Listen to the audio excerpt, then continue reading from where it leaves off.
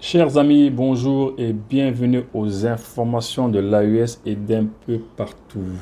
Alors, il y a eu aussi d'autres rumeurs. Il y a des rumeurs, par exemple, d'un car sénégalais aussi qui a disparu ici au Mali. Ce n'est pas le cas, c'est faux. Il y a une rumeur qui circule partout. On a vu beaucoup de gens dire qu'il y avait un car qui avait disparu. Et là, on va vous lire ce qui a été dit par le représentant des Sénégalais de la ville de Caille. Bus de pèlerins disparus au Mali. Le président des Sénégalais de Caille dément l'information et apporte des précisions. Une information relayée par plusieurs médias, dont IGFM, a suscité de vives inquiétudes dans les milieux des renseignements sénégalais. Selon ses premières publications, un bus transportant 70 Sénégalais partis d'Abidjan pour le Grand Magal de Touba aurait été victime d'une attaque terroriste près de Diema, dans la région de Caille au Mali. Face à la panique provoquée par cette annonce, le média Kewoulo a mené des vérifications auprès de sources locales et officielles. Les interlocuteurs consultés sont unanimes, aucun bus sénégalais n'a disparu au Mali. Voilà. Les autorités policières sénégalaises, surprises par cette rumeur, ont rapidement mobilisé leur relais frontalier et en contact au Mali. Tous confirment qu'aucun véhicule de pèlerins en partance pour le Magal ne manque à l'appel. Voilà. Monsieur Samb, président de l'association des ressortissants des Sénégalais de Caille, précise qu'aucune attaque de ce type n'a eu lieu et qu'aucune autorisation de sortie correspondant à un tel bus n'a été enregistrée, rapporte Kewoulo. Voilà, donc c'est des histoires. Moi aussi, on m'avait dit qu'il y avait un car sénégalais qui avait disparu, mais c'était des histoires en fait, voilà. Donc c'est ça, bah tant mieux, tant mieux, tant mieux, tant mieux, tant mieux, tant mieux. L'ancien premier ministre burkinabé, Dr Apollinaire Joachimson de Kelem de Tambela, il a été nommé président de l'Institut des peuples noirs Farafina IPN Farafina. Donc c'est une information, c'est très très bien, c'est une bonne chose, très bien. Entretien routier dans l'espace AES. Alors l'AES, ils veulent faire quelque chose de bien, ils veulent faire leur route. Ils veulent fabriquer les routes en même temps. On ne veut pas uniquement faire les entretiens routiers ici au Mali ou ici au Burkina ou au Niger. On veut partout dans l'AES faire des entretiens routiers. Oui, oui, oui. On veut faire des routes, hein, c'est ça. Et les entretiens aussi ensemble. Donc, ils sont en train de se réunir pour essayer de faire les choses à une échelle plus grande. Au lieu de rester isolé, bah, on fait les choses ensemble. Il faut faire des routes entre le Mali et le Niger, le Mali et le Burkina, de bonnes routes, etc. Nos routes aussi qui sont là, il faut les entretenir.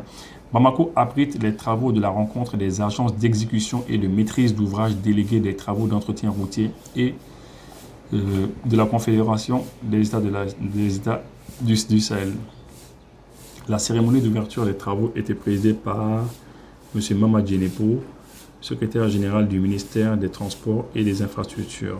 Cette activité est la suite des rencontres sectorielles de l'espace confédéral AUS initiées par le ministère des Transports et des Infrastructures, créer un cadre d'échange, de coopération et d'harmonisation des textes et pratiques sur les questions relatives à l'entretien routier dans nos États. Ces assises à Bamako regroupent les délégations venues du Burkina et du Niger. La cérémonie d'ouverture a été marquée par l'exécution de l'hymne de l'AUS et les interventions de la représentante du maire de la commune traditrice de Bamako et du secrétaire général du ministère des Transports et des Infrastructures dans son allocution d'ouverture. Les travaux du secrétaire général du ministère des Transports et des Infrastructures, M. Moua Djenepo, s'est félicité de la présence des différentes délégations qui est une manifestation de la volonté commune de nos peuples et de nos gouvernements à cheminer ensemble dans le domaine de l'exécution des travaux d'infrastructures routières. Donc ça, c'est une bonne chose. C'est une très bonne chose. Si on arrive à le faire comme ça va être bien. Il faut faire les choses ensemble. Et si on les fait ensemble, bah, ça va y aller. Maintenant, on vous donne une information importante. Au Mali, il y a une grande banque qui s'appelle la BNDA. La BNDA, la Banque nationale de développement agricole. Eh bien, il se trouve que la BNDA, elle appartenait à 77% à l'État malien et à 22-23% à l'Agence française de développement. Eh bien, ce n'est plus le cas maintenant. Il y a un projet de loi qui va mettre fin à cela. Et ça veut dire quoi? Ça veut dire que les Français veulent partir. L'AFD, l'Agence française de développement, quitte la BNDA. Ils avaient des parts d'action à l'intérieur. Et là, on va vous lire cela. Sur le rapport du ministère de l'économie et des finances, le Conseil des ministres a adopté un projet de décret déterminant les modalités de participation de l'État au capital social de la BNDA. Voilà, et maintenant on va vous lire la partie qui vous intéresse. Son capital social, le capital social de la BNDA, établi à 61,6 milliards de francs CFA, est détenu par l'État du Mali à hauteur de 77,33% et de l'Agence française de développement à hauteur de 22,67%. L'Agence française de développement, conformément au droit de sortie conjointe consigné dans le pacte d'actionnaires et dans le cadre de la mise en œuvre de la stratégie à long terme axée essentiellement sur son rôle de prêteur et de partenaire technique financier, a annoncé sa décision de céder les actions qu'elle détient dans le capital de la banque. Donc, l'Agence française de développement avait des parts dans la Banque nationale de développement agricole, donc dans la BNDA, 22 et quelques %. Donc maintenant, ils cèdent leur part à l'État. Ils s'en vont, ils quittent. Cette décision de l'Agence française de développement a obtenu l'assentiment de l'État du Mali qui a décidé d'acquérir les dites actions. Le projet de décret adopté détermine les modalités de participation de l'État au capital social de la BNDA. Notamment, 77% maintenant passe à 100%. Donc, 217% passe à 100%. Et voilà, ce sont les modalités. Donc, c'est important. C'est-à-dire que l'Agence française de développement quitte la BNDA. Voilà. Il y a une délégation américaine, encore une délégation américaine qui vient au Mali. Alors, ça fait la troisième grande délégation qui vient. Alors, d'abord, au départ, ce n'était pas une forte délégation. Mais après, la deuxième fois, c'était une grande délégation. Maintenant, c'est encore une grande délégation. Cette fois-ci, c'est le Congrès. Et ils ont été reçus par le ministre Diop. Son Excellence, M. Abdoulaye Diop, ministre des Affaires étrangères, a tenu ce mardi 12 août 2025 une séance de travail avec une délégation des membres du personnel du Congrès, du Comité des Affaires étrangères de la Chambre des représentants du Congrès des États-Unis d'Amérique, conduite par M. Michael McCabe, en présence de Madame l'ambassadeur des États-Unis au Mali. Cette visite de travail s'inscrit dans le cadre de la poursuite du dialogue politique constructif et respectueux en vue du renforcement des relations bilatérales entre le Mali et les États-Unis d'Amérique. À cet égard, les échanges ont porté sur les potentialités économiques et les opportunités d'affaires et d'investissement pour favoriser la transformation de nos économies et promouvoir les intérêts réciproques. Dans la même veine, les questions de paix et de sécurité ont été largement abordées. Le ministre des Affaires étrangères s'est appesanti sur les actions engagées visant un changement de paradigme en matière de gestion de la défense du pays et de la recherche de la paix. Oui. Et de la réconciliation à travers une appropriation nationale, oui. À travers cet égard, il a mis l'accent sur les choix stratégiques opérés par les autres autorités et les avancées considérables enregistrées dans la sécurisation du territoire national et le recouvrement de l'intégrité territoriale. D'accord. Bon, en tout cas, ils ont bien discuté. Ils ont discuté de l'AES aussi. C'est une bonne chose. Mais ce qu'on peut dire aux Américains, je ne sais pas, cette fois-ci, le ministre ne leur a pas dit. L'autre fois, le ministre leur avait dit, l'autre délégation qui était venue, le ministre leur avait dit, nous avons... vous avez sanctionné des officiers supérieurs de chez nous. Il y a de très grands officiers qui sont sous sanction américaine, pour rien. Et pour pouvoir travailler dans le domaine de la sécurité, il faut peut-être, à mon avis, commencer par retirer ces sanctions. Voilà, donc c'est un peu comme ça. Cette fois-ci, je ne sais pas s'il l'aura dit, mais en tout cas, c'est ce que le ministre Diop leur avait dit la dernière fois. Donc, il est important de comprendre que, bon, de toute manière...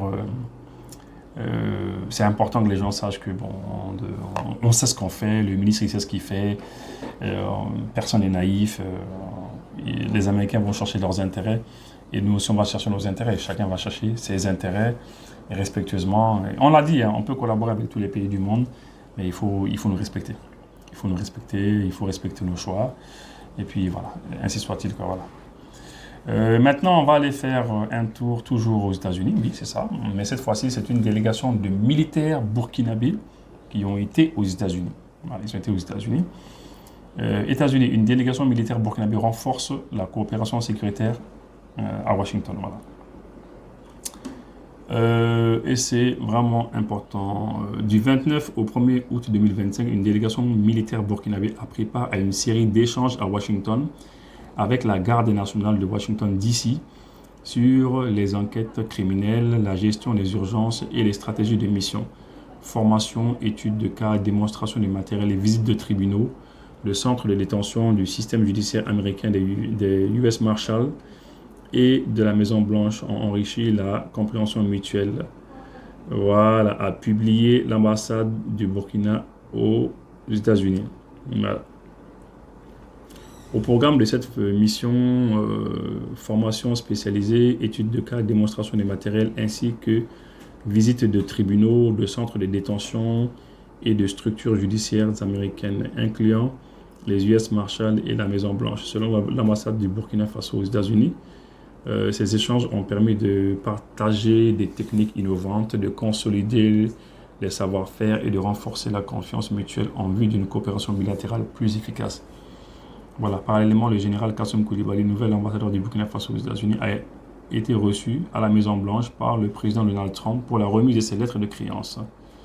Voilà, dans une mise en scène inhabituelle mais symbolique, l'ancien ministre burkinabé de la Défense est apparu en tenue de combat, soulignant l'importance accordée à la sécurité et à la souveraineté nationale. Donald Trump a exprimé sa volonté d'intensifier la coopération entre les deux pays, notamment dans le secteur de commerce, de l'énergie, des mines et les télécommunications, tout en saluant l'intérêt commun pour le développement et la prospérité de leur nation. Voilà. Donc, en tout cas, ce que je peux dire seulement, c'est que chacun fait ce qu'il fait. Et chacun sait ce qu'il fait, voilà. Chacun sait ce qu'il fait, exactement. On sait ce qu'on fait, on sait là où on va, voilà. Et puis, on va juste finir avec... Aïe, aïe, vous avez vu l'autre jour, là, on va aller faire un tour au Niger, hein, parce que l'AES, c'est ça, hein. L'autre jour, le gouvernement nigérien a annoncé, ils ont annoncé la dissolution de tous les syndicats liés à la justice. Et là, les magistrats ne sont pas contents. Ils ont fait 3 pages. Ils ont écrit 3 pages. Sur les 3 pages, là, ils ont fait 2 pages. Là, ils ont tapé d'abord sur leur ministre de la Justice. Très, très dur. Et par la fin, ils ont dit, bon, voilà, il faut respecter la liberté syndicale, qui est un droit fondamental garanti par les conventions internationales et les traités ratifiés sur le Niger, par le Niger, disons. Voilà, il faut respecter l'indépendance de la justice. Et voilà, voilà. Donc, globalement, ils ne sont pas très contents, c'est ça. Mais ils ont fait 2 pages là d'abord sur leur ministre. Et ça, franchement, c'était chaud, quoi. C'était vraiment chaud.